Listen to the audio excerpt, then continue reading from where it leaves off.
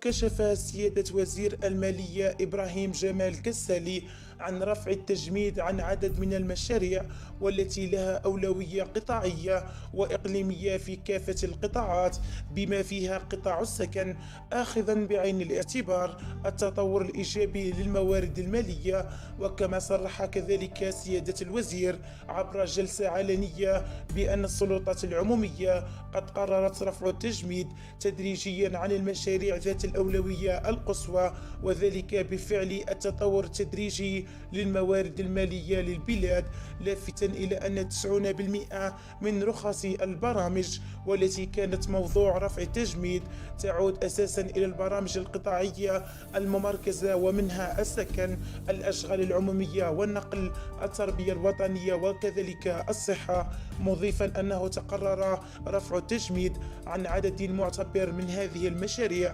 والتي كانت مجمدة بدافع شح الموارد المالية. وكما أشار كذلك سيادة الوزير بأن وزارة المالية تشتغل في الوقت الحالي على وضع إطار تنظيمي والذي يهدف إلى تخفيف تدابير وكيفية الرقابة المالية المسبقة على النفقات العمومية. وحسب ما أفاد به وزير المالية فإن الجهود تنصب حول التكفل بالانشغالات الواردة إلى مصالحها من قبل الآمرين بالصرف من جهة، إضافة إلى مواكبة التغييرات والتي نص عليها القانون العضوي رقم 18/15 والمؤرخ في تاريخ 2 سبتمبر 2018 والمتعلق بقوانين المالية المعدل والمتمم. وكذلك مع خبر آخر مغاير، أفاد الديوان الوطني للأرصاد الجوية عبر نشرية خاصة بأن عدة ولايات بشرق البلاد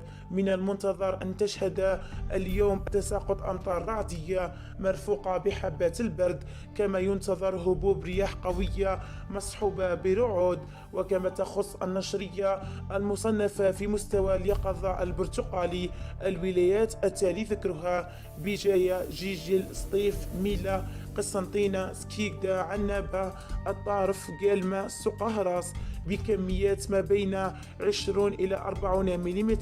وقد تصل أو تتجاوز 50 ملم محليا خلال مدة صلاحية النشرية الممتدة من منتصف ليلة السبت إلى 6 من مساء نفس اليوم. وفي نشرية أخرى أيضا من المنتظر أن تعرف مرتفعات وسط وشرق البلاد والتي يبلغ أو يفوق علوها 900 متر تساقط ثلوج اليوم السبت. وكما تخص النشرية والتي صنفت كذلك في درجة اليقظة البرتقالي كل من ولايات تيزي وزو، البويرة، بجاية، جيجل، سكيكدا، برج بوريريش، ميلا، سطيف، قسنطينة، سقهراس، البواقي وكذلك ولاية قالمة. وحسب النشرية ذاتها ينتظر أن يتراوح سمك الثلوج ما بين 10 إلى 15 سنتيمتر خلال مدة صلاحيتها الممتدة من منتصف ليلة السبت إلى غاية منتصف النهار من نفس اليوم. وكذلك مع خبر آخر مغاير،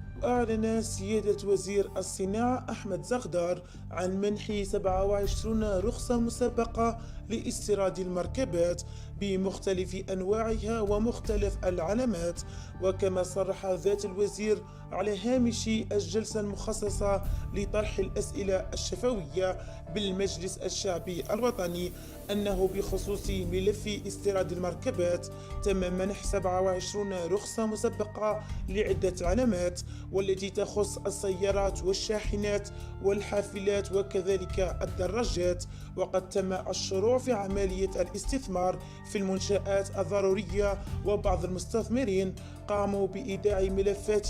تخص طلب الاعتماد النهائي. وكما صرح ذات الوزير أيضا: لقد أسدينا أوامر فيما يخص المراقبة الميدانية، وإن شاء الله عن قريب سوف نمنح هذه الاعتمادات، وفي شهر مارس سنعرف دخول السيارات إلى السوق الوطنية. وكما تنص المادة رقم 5 من المرسوم التنفيذي المحدد لشروط وكيفيات ممارسة نشاط وكلاء المركبات الجديدة أن المستثمر المكتتب يخضع للحصول على رخصة مسبقة تسمح له بالقيام بإجراءات